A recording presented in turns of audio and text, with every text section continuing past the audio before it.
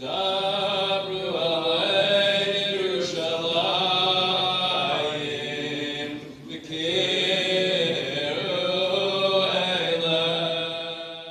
was a boy of love, light, and peace. Orly Lewis is remembering Hersh Goldberg-Polin at a vigil in his honor at the Knesset Beth Israel synagogue.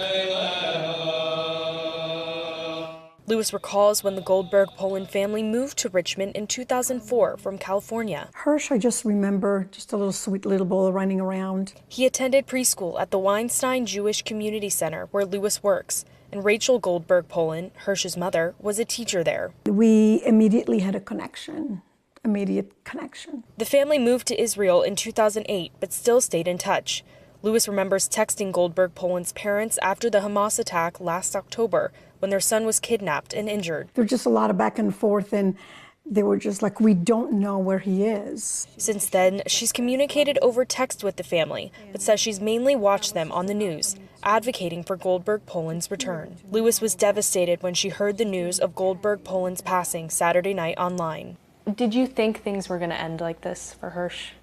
No. I really planned and thought about the celebration. I imagined a huge homecoming. I imagined a lot of celebration, a lot of tears of joy. Today in Israel, family held a funeral for Goldberg-Polin, and tonight Richmonders came together for his vigil. Lewis was one of the speakers. Though Hersh sadly did not come home, as you and all of us prayed and hoped for, you need to know that you have entered the homes of hundreds and thousands and countless of people and their hearts around the world. Lewis says even though they're thousands of miles apart, the family remains in her heart and she loves them. It's a humanitarian story. You don't have to be Jewish to understand.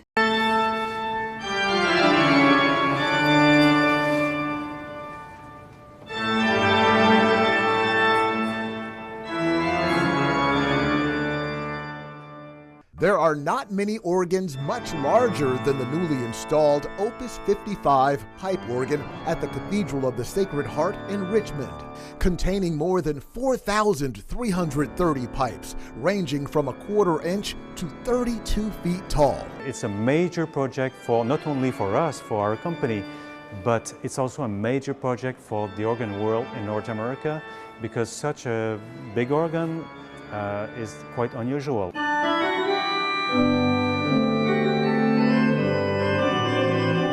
Robin Cote's company, Gigette Sinclair, built the behemoth for the cathedral, which is unique because he says it's really 3 organs combined to make one. A very small one for choir accompaniment, a choir organ as well, which is a larger instrument installed in the choir area, and the gallery organ. And that makes this project unique, is really the size of it. The complexity of the organ combined with the acoustics of the room makes it an instrument not just to be heard, but to be experienced. The room and the organ work together so perfectly that there's nothing else in Richmond of this magnitude. William Tan is a high school sophomore who first played the piano but then fell in love with the organ.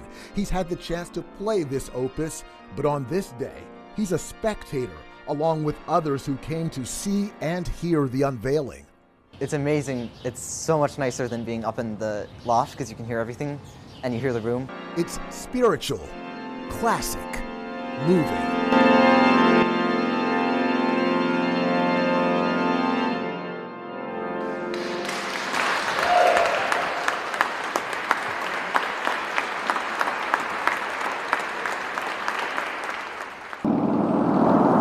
I wanted to join the Navy. In September, retired Master Chief Petty Officer Gus Villalobos put on his uniform for only the second time in the last 50 years. The first was on Veterans Day 16 years ago. The now 91-year-old Navy veteran was going to pin Chief's anchors on his grandson-in-law, Nick Swartz. I felt, of course, honored. Swartz's father also helped with the pinning. His father put one side, I put the other. So it was a whole family thing. Yes, and 54 new chiefs were pinned that day. when I made chief, I was the only one. Villalobos says he was a junior in high school in El Paso, Texas, when he decided he wanted to join the military. Is this your son? Yes. He didn't want to go to school anymore, wanted to see the world, and be able to help his parents as much as he could financially. So he joined in 1951. You think you know everything, but you learn. You learn humility. It seems like he's been to every corner of the earth with the Navy. He started in the Korean War, then made stops in California, Key West, Guantanamo Bay, Puerto Rico, Spain, Chile, and his favorite, Paris.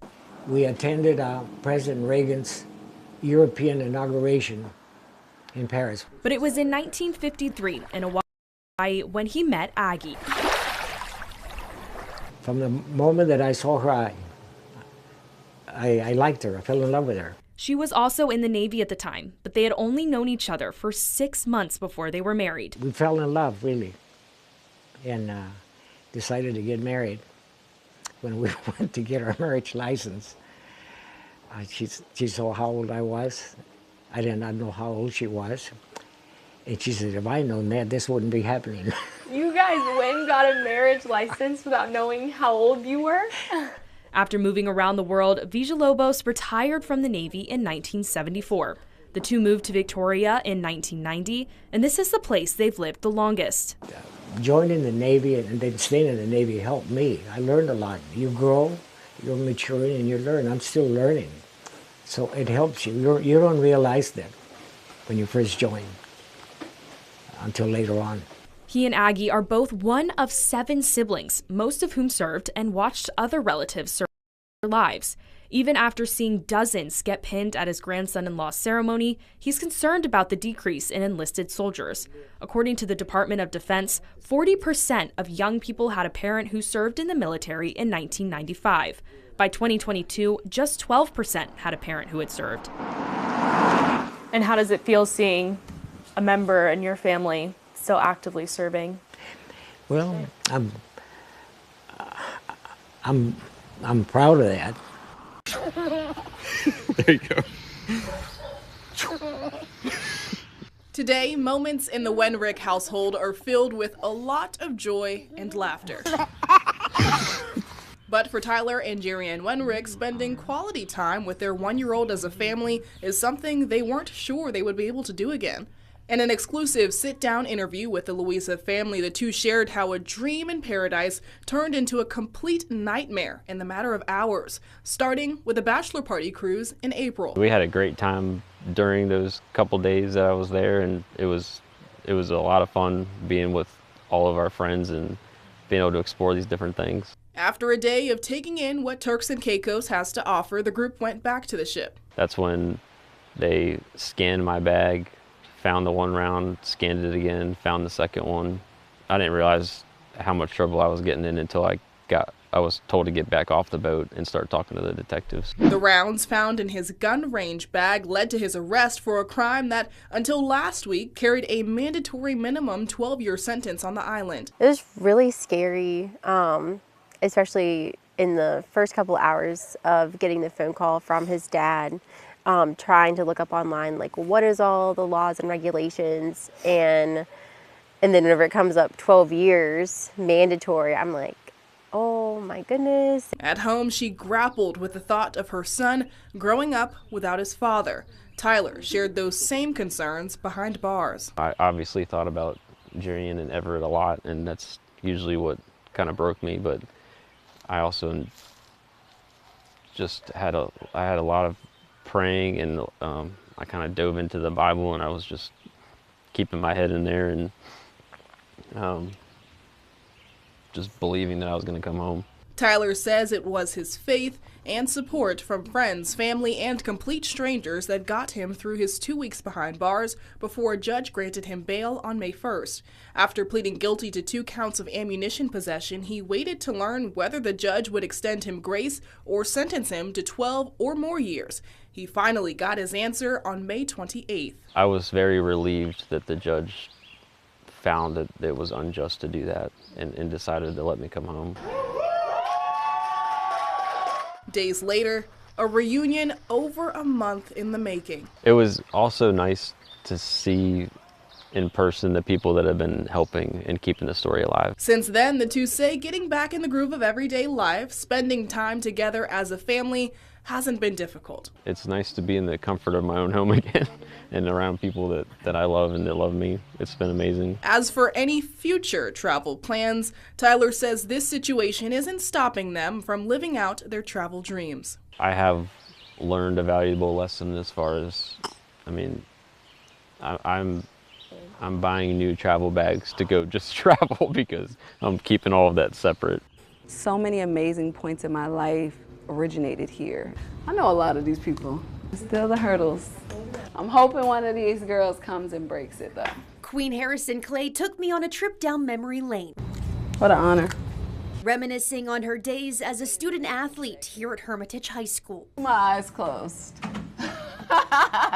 She's back at her home track to co-host her second annual Queen Track Classic Meet, which is all an effort to support young athletes and bring a little competition to the area. So I want to make sure I'm here to support them and support the Hermitage whole track and field program. I committed to my university when I was going here. Little did she know her sophomore year at Virginia Tech, she'd earn herself a starting block at the 2008 Beijing Olympics, becoming the youngest member of USA Track and Field. It's so funny to go to your first Olympic Games while you're in college because I'm this kid still.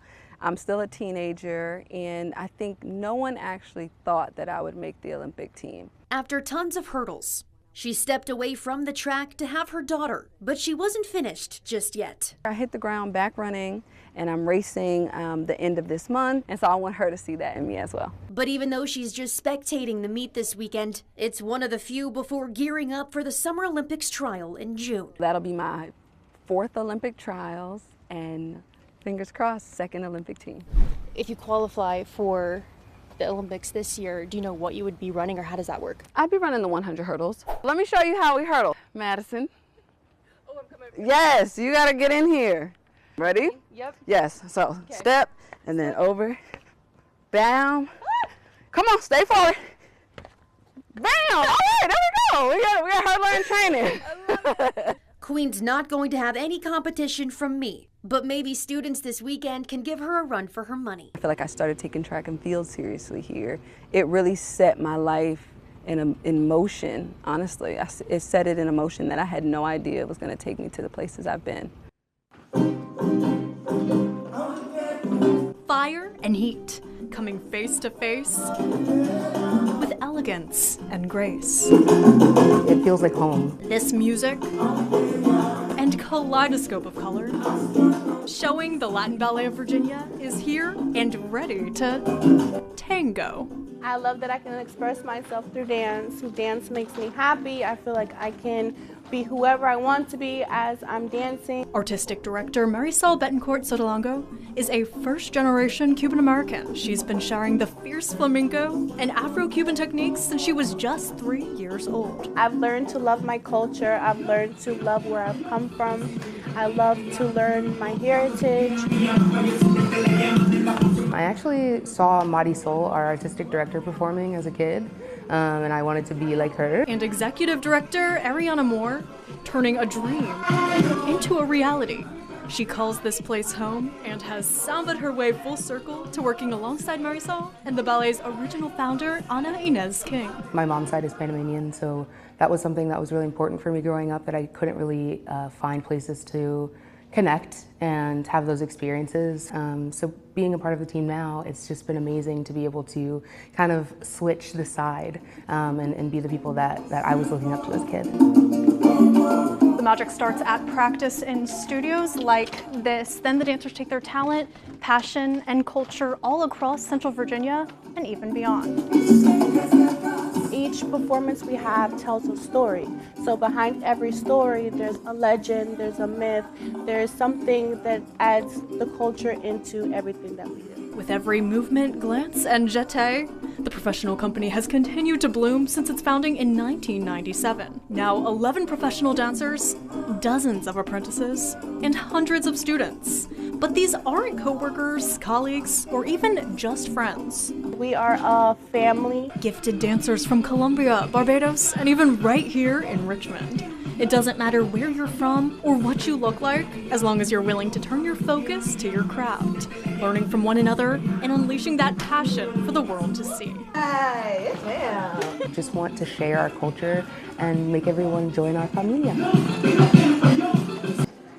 I think even when I was doing cookies back at 16, I never thought it would be this big, but my parents instilled in me always that if you work hard at it, you pray at it, it can happen. Christopher Knight just opened his second cookie store location in Henrico County. His first location is in Williamsburg, where he went to high school, which he opened at just 16. I like to be an example. The Morehouse sophomore is on the pre-law track, but even while he's busy at school, he runs the store's social media and comes up with new cookie flavors weekly.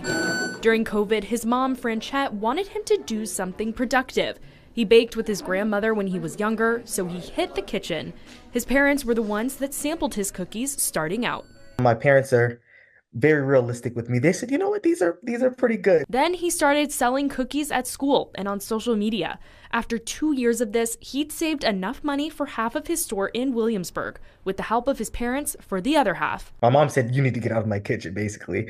And at that point, she encouraged me to keep doing what I was doing and help me get the store. While he's at school, his parents are the ones running the stores. What's kind of been your reaction to their support with you taking all this on? They do an amazing job. I mean, without them, it probably wouldn't have been possible. He says the Williamsburg community support through word of mouth brought customers in from all over, specifically the Richmond area, prompting the second location. Knight says his main goal is to be an inspiration for people his age. They don't have to start later in life. If you put your mind to it and you work hard at it, you can do it early too. Oh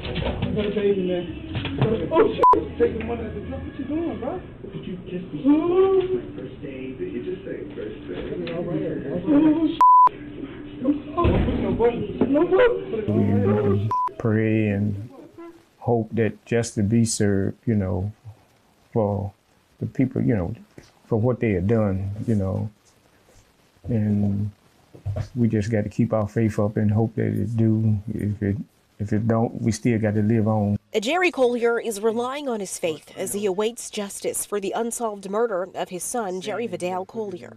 He treated everybody right, and he had a smile on his face, and he knew how to treat people, and that's the type of person he was, you know. The Collier sisters, Daphne and Erica Collier, sitting alongside their father. They're asking for someone to speak up if they know something. Weighs on us a lot. The Collier's family tells us the 43-year-old was working at the then Econo Lodge in Chesterfield in 2016 when tragedy struck just before 11 p.m. All the money. Money. No matter what you need, or what you need, check your purse. The safe is, I can't get to the safe. I can't get to the safe. A surveillance video shows a man going into the lobby of the motel, putting a handgun in front of Collier's face, demanding money. Collier then complies with the suspect's demands and hands him the money, but moments later the suspect shoots him. Think about it. Many days and nights, shed tears over it. A father's worst nightmare, and his son left behind a wife and one-year-old baby girl who is now 9. The family says as the days, months, and years go by, they're hoping police catch the killer. He was a fine young man that, you know, don't brag on my son. I just tell it just like how it is. He was good to people. People loved him. And he was named after you, Mr. Collier. You know it.